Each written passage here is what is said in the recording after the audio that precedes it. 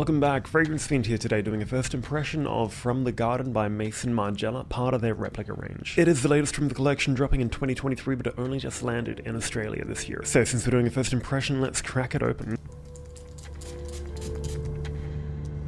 Very interesting.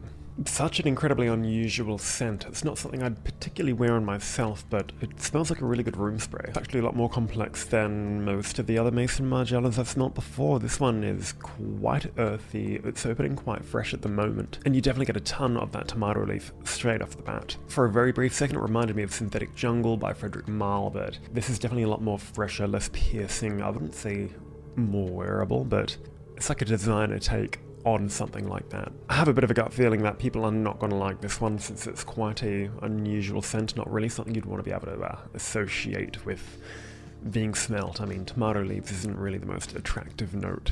I feel like the way they've actually constructed this fragrance, or the ingredients used, are actually a lot more high quality than the previous ones in their collection. I don't know what it is, but it's not like that screechy, synthetic type of scent. It's actually a lot more pleasant and natural. But I have to actually give them credit of actually properly replicating the scent of From The Garden. So let's have a little look at the notes. In the top you seem to have green mandarin essence, grapefruit essence, so they're actually using real materials here. And a black currant accord, which I think is why I'm kind of liking that opening, because black currants tend to have this like very cold, cool sharpness to it, which can really help balance the scent when it's too earthy. In the heart you obviously have your tomato leaf accord, geranium, bourbon heart Madagascar, a rose accord, which is adding a tiny bit of sweetness to the mix, and then patchouli in the base with crystal moss and white musks. I think this is why I'm kind of liking it, because I'm really getting a tiny bit of that earthy patchouli. Now that it's beginning to develop a tiny bit, that mandarin and the top notes have started to evaporate. The tomato leaf isn't really commanding the fragrance like I thought it would, because honestly I'm not the biggest fan of tomato leaf, but the way they've kind of approached this makes it somewhat wearable. It's definitely a super light scent. Performance, I'm guessing, will be below average. It doesn't seem like something which is really going to project or leave much of a sillage.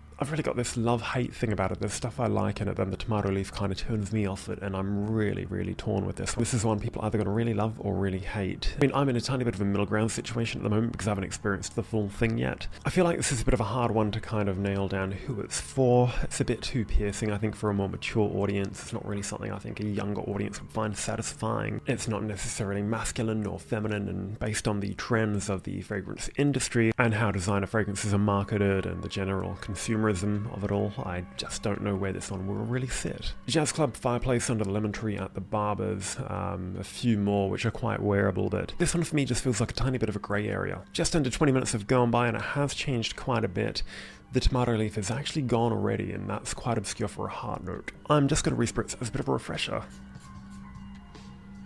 So I've picked it out. It's actually the geranium and patchouli, which I'm quite liking in this, but if it wasn't for that tomato leaf, I think it would be quite a winner, but obviously I already knew that since it's written on the bottle. But I do have to say they've really nailed the name with this one. Under the Stars, which was like oud and leather, it made no sense to me. I found that one to be quite unwearable. I think one of the main things I can kind of establish from this review is that it's not typically a scent I'd wear or think many people would wear, as it's quite polarizing, but the perfume has definitely captured the concept of what the fragrance should be, while keeping it somewhat wearable. That being said, the green accord is probably my least favorite. I'm not a fan of earthy or green scents, but this one I actually appreciate a lot more than what I've smelled previously, but I'm personally not in love with it. And I totally appreciate that there's no limit on creativity of what can and can't be done. The question is, should it be done? But with this one, given the brand's trajectory of where they've kind of come from and where they're going, it totally makes sense for them to do a scent like this. And if anyone was going to do it, it definitely should have been them. I cannot imagine a brand like...